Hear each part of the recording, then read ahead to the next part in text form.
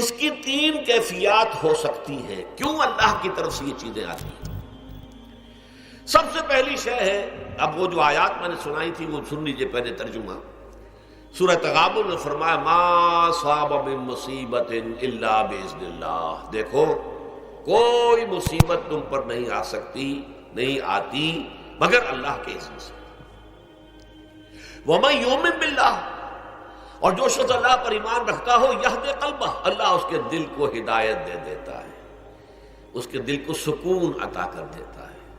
وہ راضی برضائے رب ہو جاتا ہے، اس میں شکوہ نہیں رہتا، اس میں شکایت نہیں ہوتی، اس میں تلخی نہیں ہوتی. کیوں ہو گیا، کیسے ہو گیا، کیوں ہو گیا، نہیں ہونا چاہیے، نہیں دیتے.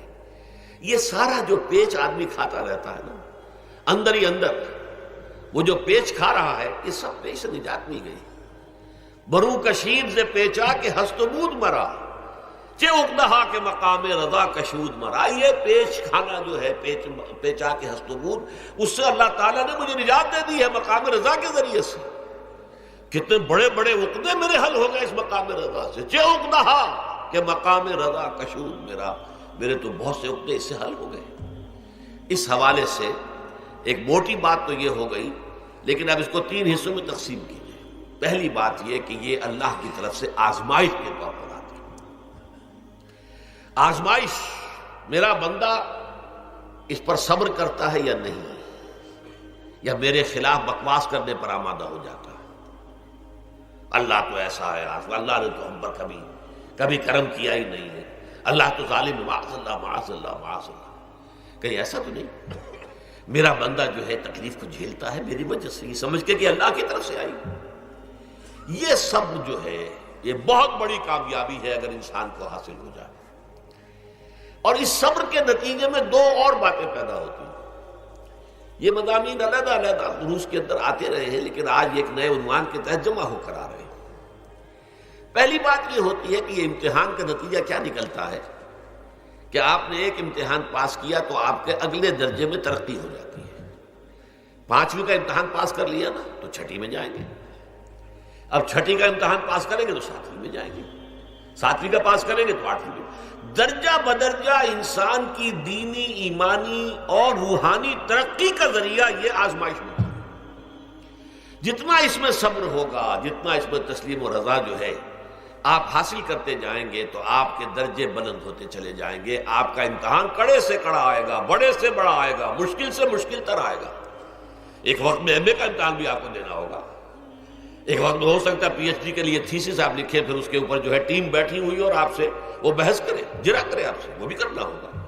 لیکن یہ کہ اگر پرائمری ہی میں فیل ہو گئے تو اس کا سوال ہی پیدا نہیں ہوتا کہ کبھی آپ ایم اے کا یا پی ایچ ڈی کا تھیسس بھی لکھیں. اور اسی کو دوسرے انداز میں کہا گیا ہے قرآن مجید میں، وَلِيُبْلِيَ الْمُؤْمِنِينَ مِنْهُ بَلَاءً حَسَنًا. اصل میں ابلا کہتے ہیں، بلا یبلو جو ہے عربی زبان میں آتا ہے آزمانا. خلق الموت والحیات لیبلوکم ایکم احسن عملا. یہی معنی ابتلا کے میں، ابتلا یبتلی آزمانا. ابلا یبلی جو آتا ہے باب افعال سے، اس میں آتا ہے کسی کو کسی تکلیف میں ڈال کر اس کو نکھارنا، کہ اس کا جوہر نکھر جائے، اس کے اندر جو خیر ہے وہ اور چمک جائے، لوگوں کو بھی معلوم ہو جائے کہ یہ شخص اس مقام کا اہل ہے، اس کے اندر یہ صلاحیت ہے، اس میں یہ قوت موجود ہے.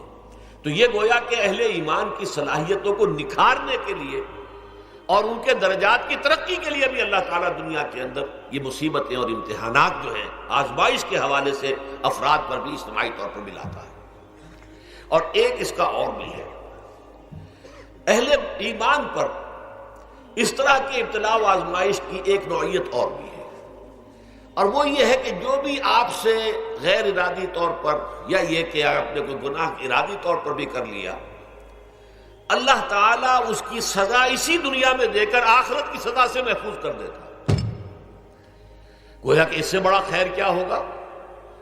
یہاں کی سزا کیا ہے؟ جھیل لیا آپ نے، بخار آ گیا، ٹانگ ٹوٹ گئی، چلیے 3 مہینے آپ بستر پر پڑے رہے نا، اور کیا ہوا؟ کچھ نہیں.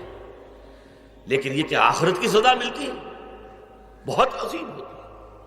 لہذا کفارہ بناتا ہے اللہ تعالیٰ گناہ، ان جو بھی گناہ ہو گئے ہیں، غلطیاں ہو گئی ہیں، ان کا کفارہ اللہ تعالیٰ بندہ مومن کے لیے، حضور کی ایک حدیث ہے، اس کا متن مجھے اس وقت یاد نہیں ہے، کہ مومن کا معاملہ عجیب ہے، اسے کوئی تکلیف پہنچتی ہے صبر کرتا ہے، وہ اس کے گناہوں کا کفارہ بن جاتا ہے، اور اگر کوئی خوبی ملتی ہے تو اللہ تعالیٰ کا شکر ادا کرتا ہے، اس کے درجات بلند ہو جاتے ہیں۔ تو یہ معاملہ جو ہے اللہ تعالیٰ کی طرف سے بندہ مومن کے حق میں خیر، کہ در حقیقت اس کے ان گناہوں کی پاداش کہ جو اس نے یہاں کر لیے ہیں یہی دنیا میں دے کر دھو دیا جائے، پاک کر دیا جائے۔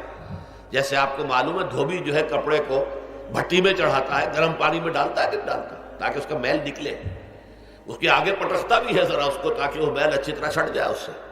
اسی طرح اگر دنیا میں ہمارے میل چھٹ جائیں، دنیا میں اگر ہمارے گناہ دھل جائیں تو یہ بڑے نفع کا سودا ہے، بڑے نفع کا سودا ہے، بڑے نفع کا سودا ہے۔